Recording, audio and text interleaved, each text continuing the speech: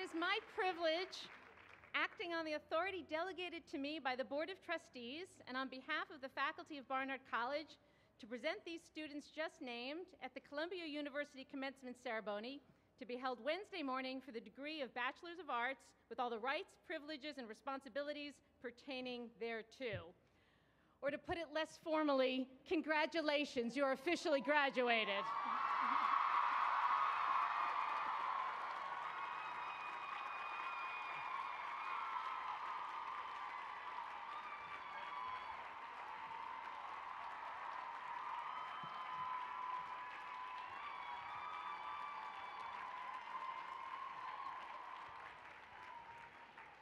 Now, you're all graduating, as I'm sure I really don't need to remind you, at a tough time. The bad news is we're in the midst of a really bad recession. The worst news, I'm afraid, is this recession is global, it's not getting any better, and no one knows how to fix it. However, there is good news here. These are Barnard women. The good news, and I'm going to obviously try and tell you that there's good news here, is that this is actually a fascinating time in which to be graduating. No, let me make this argument. It is a particularly fascinating time to be venturing out into the world, as you all are, trying to figure out how the world works and what role you want to play in it. Because what's happening right now is that all of the rules are changing in ways that are not yet clear, but will almost certainly be profound. We have, as you all know, a black man in the White House.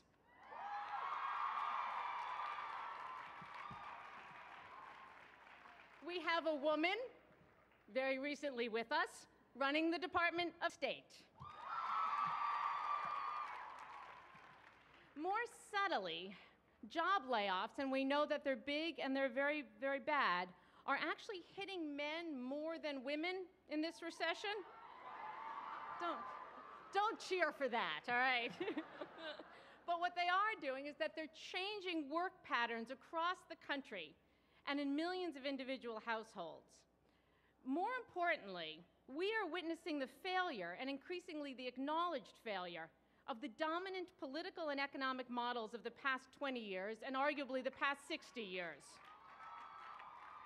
Now, this may sound way too grim for what are supposed to be celebratory remarks, but let me suggest that these changes, tough though they may be, actually create a time of great possibility for young women of your generation and a rare moment of truly great expectations.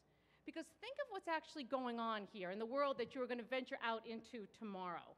The growth sectors in this economy are largely in those industries, healthcare, education, government, that have typically been either dominated by women or more receptive to women. By contrast, the industries that have typically and traditionally been dominated by men, think about automobiles, finance, are going to have to be radically restructured and probably reconceived. Somebody is going to have to figure out how to build a better Wall Street and how to make a radically different kind of car, smaller, cleaner, more fuel efficient. These are fascinating, vital, and monumental tasks. Why shouldn't they be tackled by women? Why shouldn't they be tackled by Barnard women? In the field of science, meanwhile, new teams, empowered by recent federal support, are going to continue to unlock the vast potential of stem cell technologies. Those neuroscience majors. Within a decade, I suspect, somebody is going to cure a horrible disease like diabetes or Parkinson's based on cells derived solely from the patient's own cells, miraculously turned into cures. One Barnard graduate is already working on finding a stem cell-based cure for ALS.